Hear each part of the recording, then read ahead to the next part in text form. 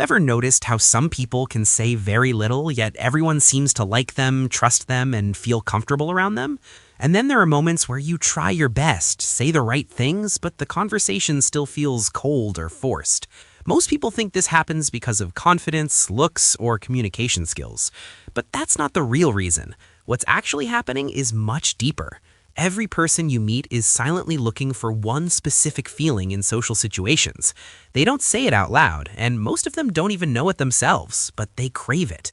When you accidentally speak to that need, people feel understood and connected to you. When you miss it, they slowly pull away. In this video, I'm going to share 6 different traits that control what people crave from others. I'll explain them one by one so you can easily recognize them in real life. By the end of this video, you'll be able to spot these traits quickly and know exactly how to talk to people so they naturally like you. This first type is driven by significance. These people deeply crave status and the feeling of being above average. They want to feel important, respected, and slightly superior in any social setting. This doesn't always come out as loud bragging. Most of the time, it shows up in subtle flexes. They casually mention exclusive places, powerful people they know, or rare opportunities they had access to. It's their way of signaling value without directly asking for admiration. You can identify a significance-driven person very quickly by listening to how they talk about their life. When they talk about holidays, they'll say things like, "I was invited to a private island," or "It was invite only, not many people get in." When they talk about work, they emphasize personal recognition. "The CEO called me personally," or "I was hand-picked for this project." When they talk about achievements, the story always centers on them as the main character. You'll also notice frequent name-dropping of influential people. That's a major red flag that significance is their core driver. What these people truly crave is not money or success by itself. They crave being seen as elite. Their self-worth is closely tied to how high they rank in the social hierarchy. If they feel ordinary or ignored, they feel threatened. That's why they are very sensitive to being overlooked, corrected in public, or treated like everyone else. To manage and connect with this type, the most important rule is this: never compete with them.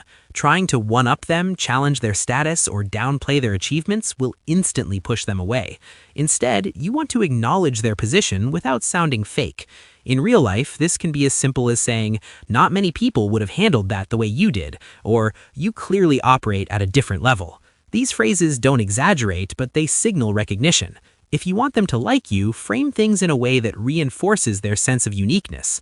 For example, in a work setting, instead of saying, "This strategy works for everyone," say, "People with your kind of vision usually see the value in this first." In friendships, you might say, "You always have access to opportunities most people don't even know exist." The key is to make them feel chosen, not flattered.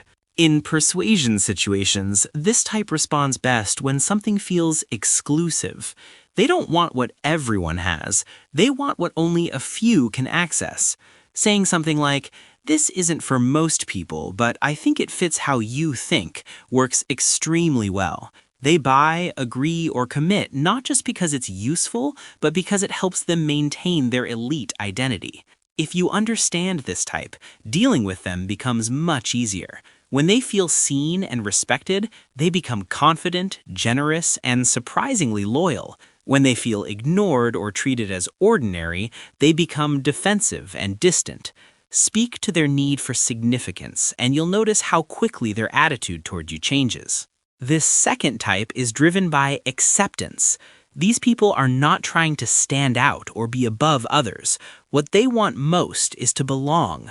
They want harmony, connection, and the feeling that they are part of a group where they are valued and included. For them, relationships matter more than status, and peace matters more than being right.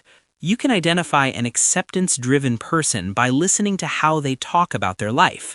When they talk about holidays, they'll say things like, "I just want everyone together," or "As long as we're all there, I'm happy." When they talk about work, they focus on the group.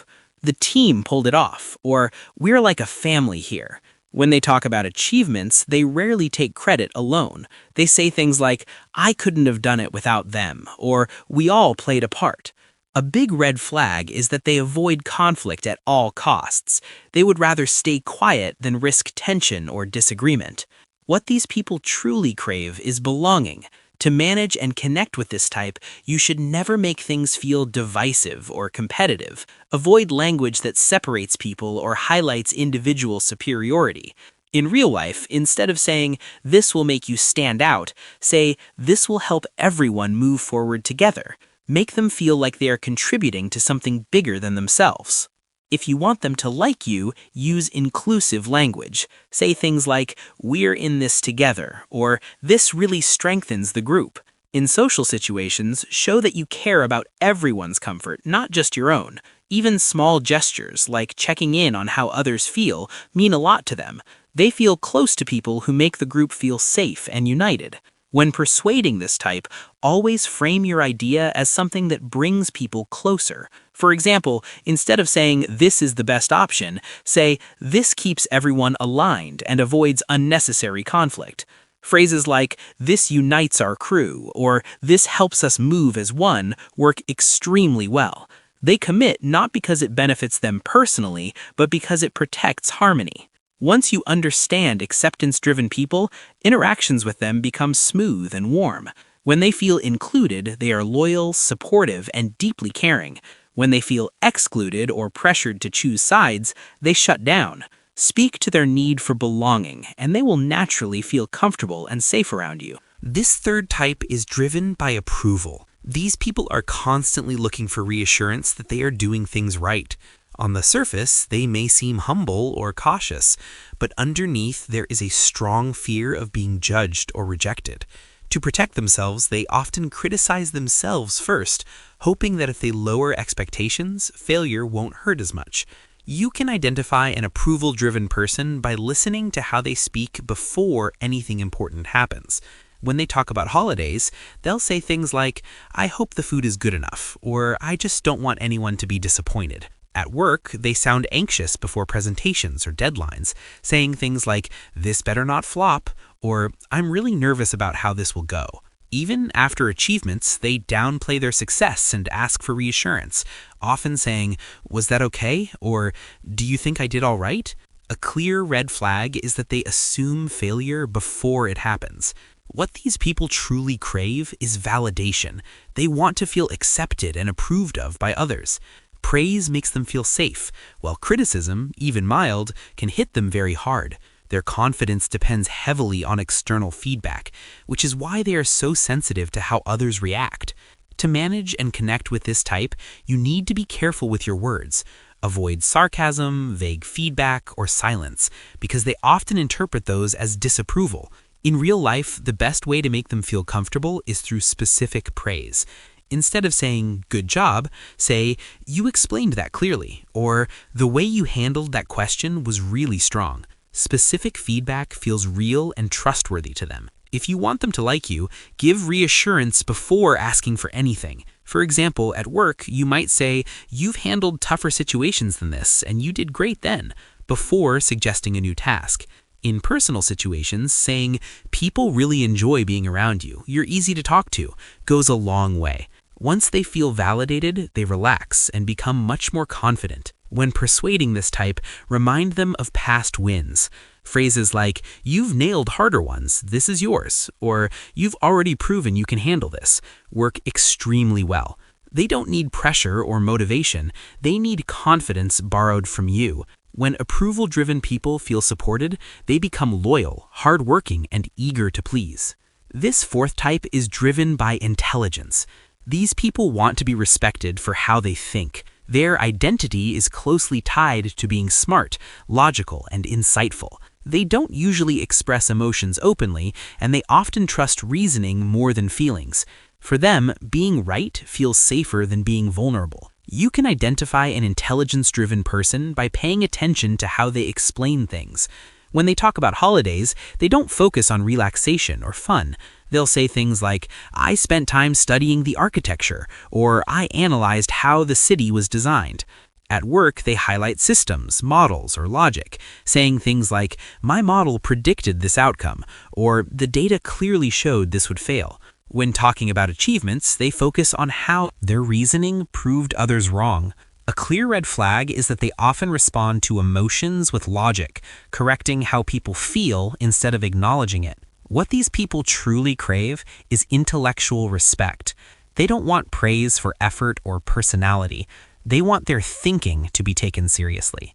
Being dismissed, oversimplified, or talked down to is deeply frustrating for them. If they feel someone isn't mentally sharp, they quickly lose interest in the conversation.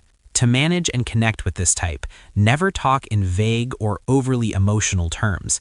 Avoid phrases that sound shallow or generic. In real life, if you disagree with them, don't attack their conclusion, ask about their reasoning. Say things like, "Walk me through how you reached that," or "That's an interesting angle. What led you there?" This shows respect for their mind. If you want them to like you, engage them intellectually. Use thoughtful language and show curiosity. Phrases like, "That adds a layer I hadn't considered," or "Your insight cuts through the noise," work very well. They feel comfortable around people who challenge them respectfully and help refine ideas rather than dismiss them. When persuading this type, frame your suggestion as a collaboration of ideas. Instead of saying, "This is the best option," say, "Let's refine this and see where it leads." They engage when they feel mentally stimulated, not emotionally pushed. When intelligence-driven people feel respected for their thinking, they become deeply engaged, loyal, and willing to invest their time and energy.